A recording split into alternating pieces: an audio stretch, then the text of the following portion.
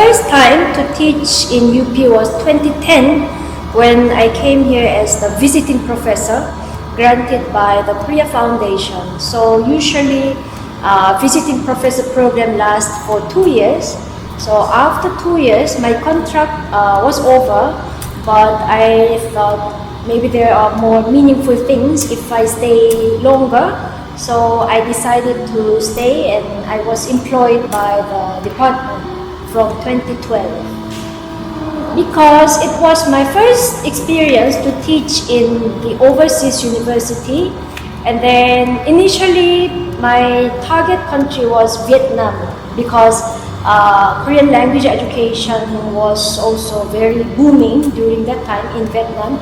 But I accidentally came to the Philippines in 2005 as a teacher in private academy. So even before I started teaching in UP, I had quite good and positive impression about Filipino students, and that's the main reason I really decided to stay in the department. And I think, and until now, I really feel very grateful. Department is always trying everything to make things easier and to embrace us, like even non-Filipino faculty.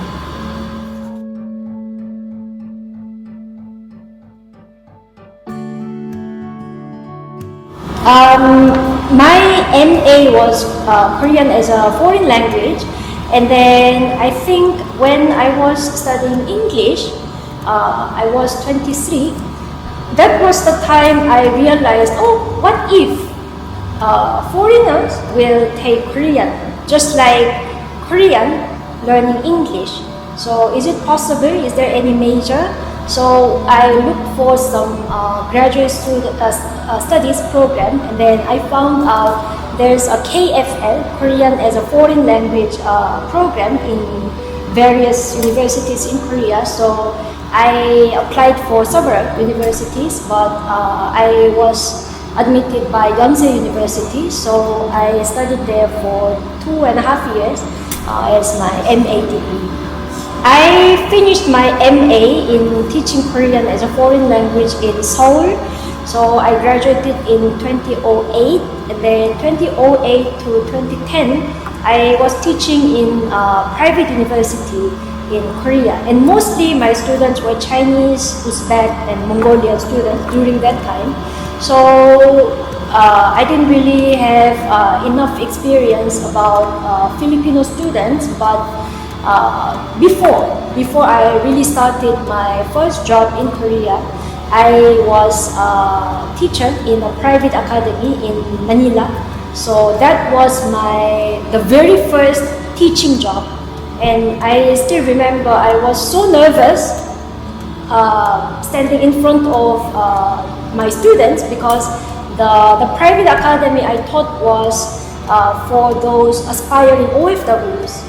So they're not college students, but they were so inspired to go to Korea because that was really how much they wish to support their family. So I felt the love and genuine interest in Korean language they wish to learn, and that really made me something like, oh, okay, maybe not in Korea, but in the Philippines, there are more things I can do.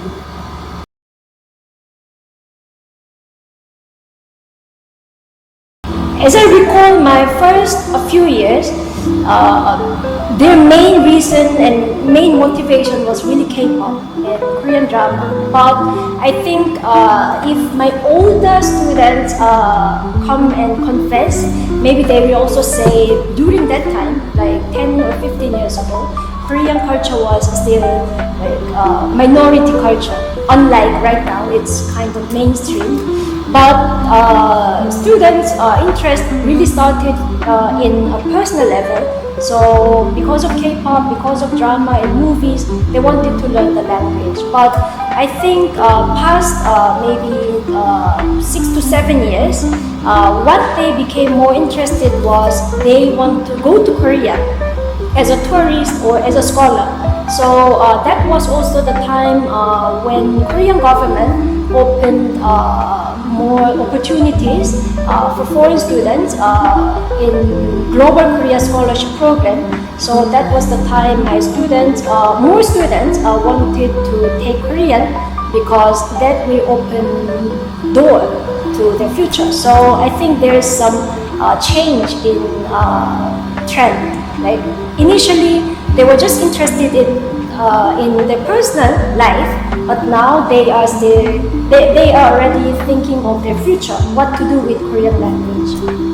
If I recall my earlier days, I think the students right now are luckier because they have more resources to study, but you know, not everyone is really blessed financially. So this is why in terms of Korean language program as well, we try to look for the ways that our students can also showcase their skills.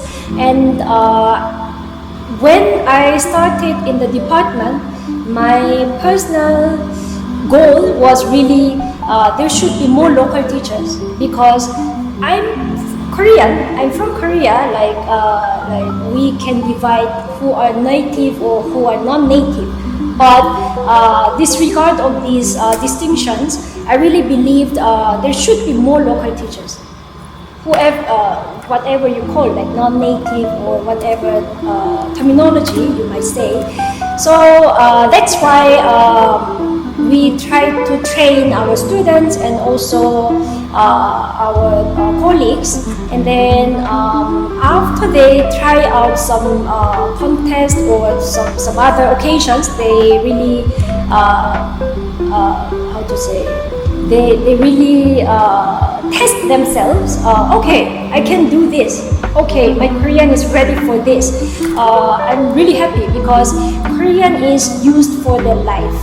So it's not just for job seeking, but they really go beyond. And then the best way should be some of them will come back and teach, so that this continuous cycle of mentorship will really make things more fruitful and productive. So right now in Plan C Korean, we don't really see extreme increase in the number of students, but I think this gradual increase in Plan C Korean should have some solid foundation, so that like me or other current colleagues will also hand over what are necessary for those new teachers, and then new teachers can also take over. So I think this healthy cycle will continue.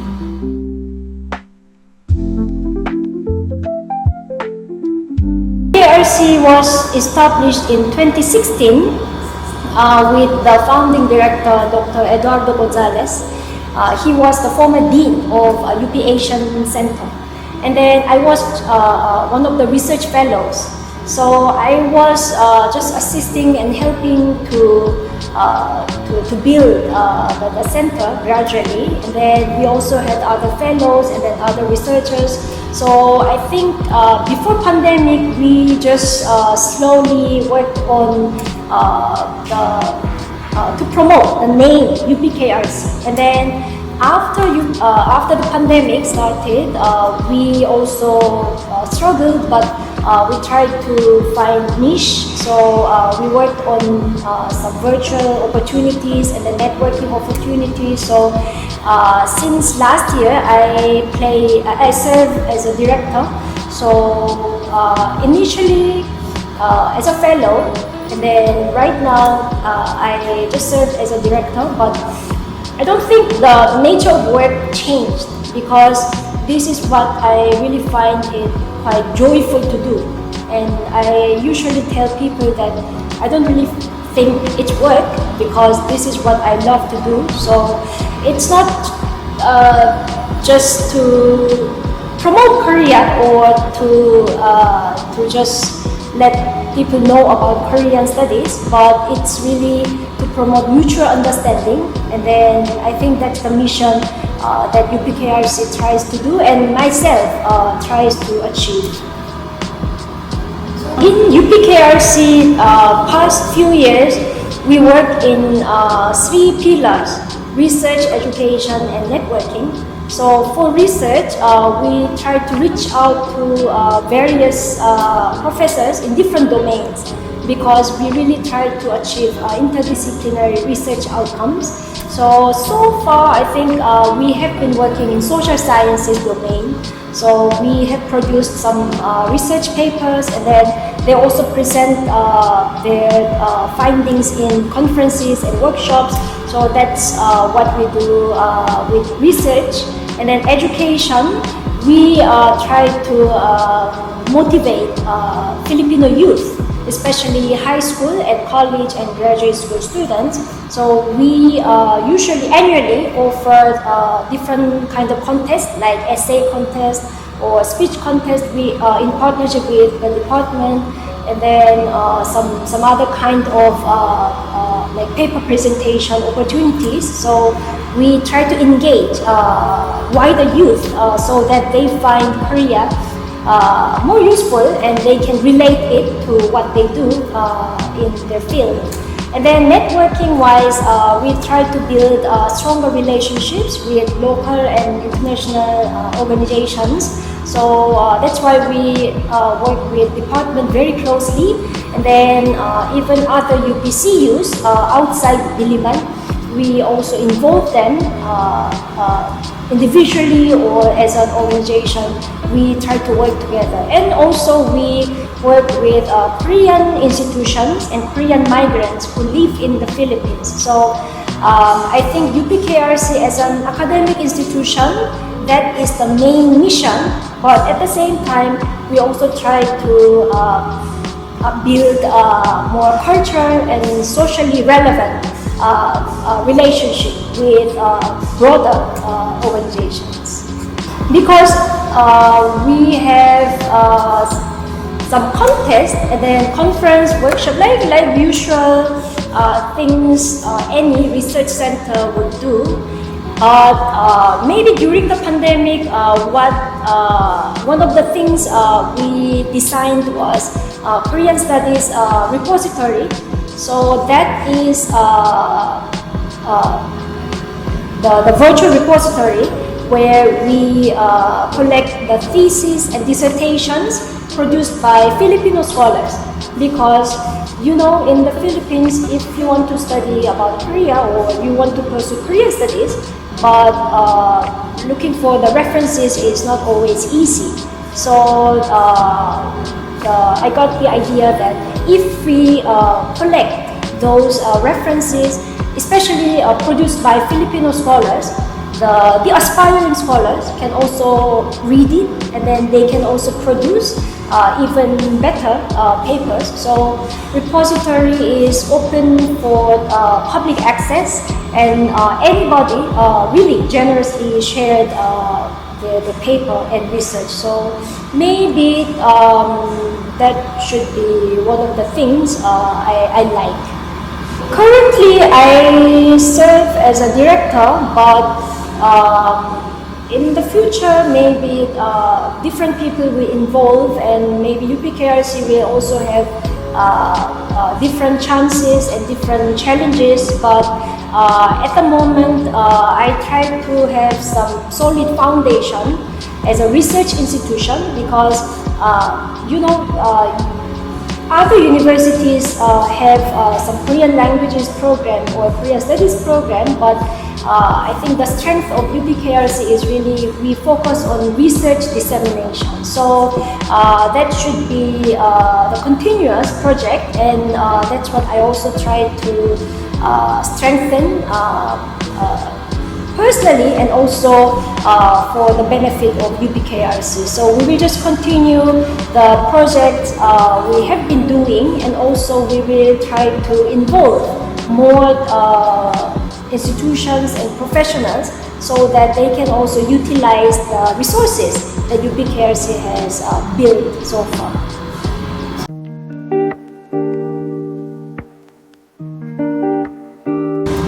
this department is my home unit, I always feel really thankful and blessed that I work in the department because people always ask me why and how I ended up living in the Philippines, because if you have if you don't have enough affection or enough love towards something, you really stop or you just let it go, right?